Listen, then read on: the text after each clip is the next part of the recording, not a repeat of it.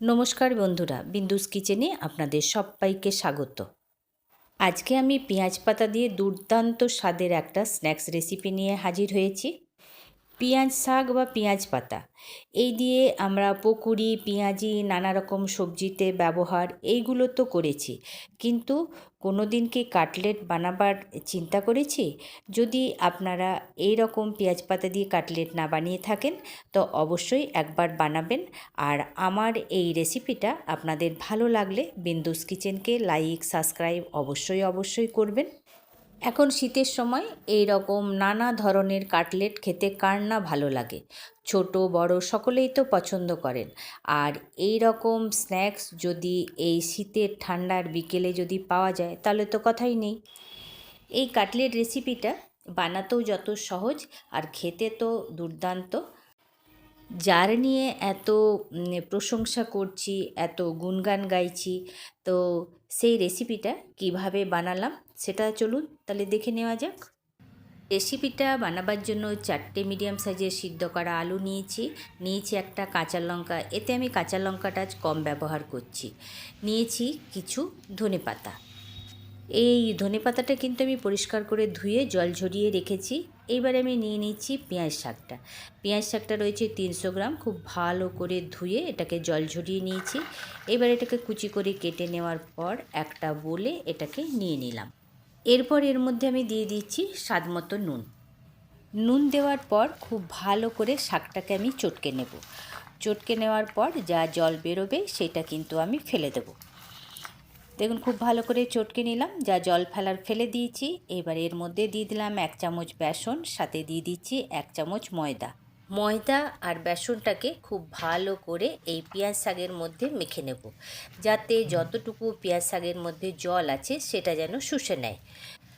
আর এই মাখাটা একটু টাইট হবে, তাতে কি হবে না, কাটলেটগুলো বানাতে বেশ সুবিধা হবে। বেসনের সাথে আর ময়দার সাথে পেঁয়াজটাকে খুব ভালো করে দেখুন মিলিয়ে নিলাম। এরপর এর মধ্যে দিয়ে দেবো আমি সিদ্ধ করা আলুটা ম্যাশ করে দিয়ে দিলাম। এরপর এর মধ্যে দিয়ে দিচ্ছি ক্র্যাশ করা ধনে, আর দিয়ে দিচ্ছি এর মধ্যে যে কাঁচা লঙ্কাটা কেটে রেখেছিলাম সেইটা, সাথে দিয়ে দিলাম 1/2 চামচ চিলি ফ্লেক্স, আর দিয়ে দিচ্ছি বেশি পরিমাণে ধনেপাতা কুচি। এরপর এর মধ্যে দিয়ে দিচ্ছি আমি গরম মশলা 1/2 চামচ, আর দিয়ে দিচ্ছি অল্পখানি চিনি। এরপর এই সমস্তগুলো খুব ভালো করে একসাথে মেখে নেব। আমার এই রেসিপিটা একবার অবশ্যই ট্রাই করে দেখবেন। আর বিশেষ কিছু ঝামেলা নেই, খুব সহজেই এটা তৈরি হয়ে যায়। কথা বলতে বলতে দেখুন খুব ভালো করে মাখাটা হয়ে গেছে। এই মাখাটা এখন আমি ফ্রিজে রেখে দেবো। এটা আধা ঘন্টা ফ্রিজে এখন আমি রাখবো।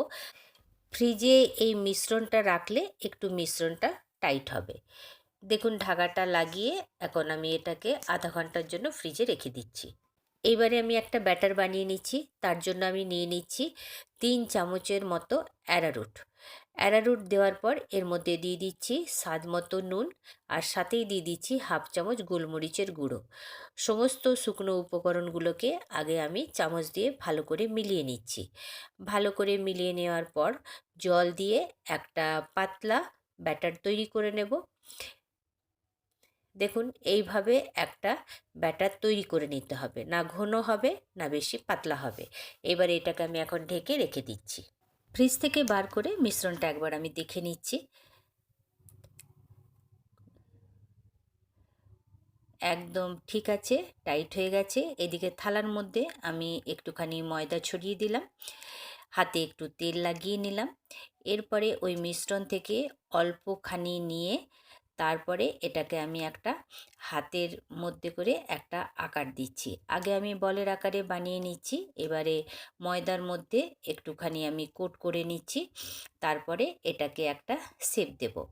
আমি আজকে এটা চৌকো করে বানাবো। আপনারা নিজেদের মতো শেপ দেবেন, সাইজও নিজেরা যেরকম পছন্দ করবেন সেই রকমই রাখবেন। আজকে চৌকো শেপ দিয়ে এটাকে আমি আবারও একটুখানি ময়দার মধ্যে এপিট ওপিট করে নিয়ে এটাকে এখন রেখে দেবো। দেখুন সাইজটা কিন্তু আমি মিডিয়ামই রেখেছি। এবারে এটাকে আমি একদিকে রেখে দিচ্ছি, আবারও একটা আপনাদেরকে দেখিয়ে দিচ্ছি। অল্পখানি মিশ্রণ নিয়ে একটা বলের আকারে করে একটুখানি ময়দা দিয়ে কোট করে নিয়ে হাত দিয়ে একটা শেপ তৈরি করছি। একটা চৌকো শেপ তৈরি করে এটাকে আবার আমি ময়দার মধ্যে একটুখানি এপিট ওপিট করে কোট করে নেব। এই রকমভাবেই আমি সমস্ত কাটলেটগুলোকে তৈরি করে নেব। সমস্ত কাটলেটগুলো আমার রেডি হয়ে গেছে। আবারও এই কাটলেটের থালা এখন আমি ফ্রিজে 10 মিনিটের জন্য রেখে দেব। 10 মিনিট হয়ে গেছে, কাটলেটগুলোকে ফ্রিজ থেকে বের করে নিয়েছি। এবারে উঠিয়ে একটা দেখিয়ে দিচ্ছি আপনাদেরকে, দেখুন কত টাইট হয়েছে। আর এইটা কিন্তু ভাজতে খুবই সুবিধা হবে। আর এবার আমি ভাজা শুরু করছি। এবারে আমি ব্যাটারের মধ্যে একটা কাটলেট ডুবিয়ে দিলাম। এইবারে উল্টে পাল্টে একটু ব্যাটারটা খুব ভালো করে কাটলেটের মধ্যে লাগিয়ে নিয়ে এইবারে আমি এটাকে কর্নফ্লেক্সের মধ্যে দিয়ে দিচ্ছি। কর্নফ্লেক্সটাকে একটু আমি হাত দিয়ে চুর করে নিয়েছি। এবারে খুব ভালো করে কর্নফ্লেক্স দিয়ে কোট করে নেব। আর ওইদিকে আমি তেল তো গরম বসিয়ে দিয়েছি, এপিট ওপিট করে খুব ভালো করে কোট করে নিচ্ছি কর্নফ্লেক্স দিয়ে। এটাকে এখন আমি একদিকে রেখে দেব। এইরকমভাবে সমস্ত কাটলেটগুলোকে আগে আমি কর্নফ্লেক্সে কোট করে এখন রেখে নেব। আবারও একটা আপনাদেরকে দেখিয়ে দিচ্ছি।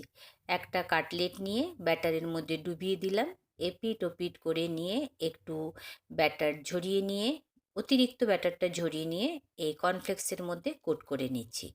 এই রকমভাবেই আমি সমস্ত কাটলেটগুলোকে এই কর্নফ্লেক্সে কোট করে এক জায়গায় রেখে নিচ্ছি।